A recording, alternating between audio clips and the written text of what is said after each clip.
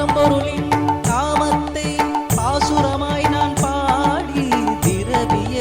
கொடி கொண்டு திருமேனியை குளிப்பாட்டி மணக்கும் சந்தனம் தேனும் திரவியும் முந்தேகத்தில் நான் தடவி மயக்கும் இசையுடன் மணக்கும் மலர்களை மாலையாக சூட்டி அகண்ட மார்பினில் ஆவரணம் சூட்டி முத்தங்கி ஆடையினை அரங்கனுக்கு நான் உடுத்தி உன் வாசலின் படிக்கட்டில் நான்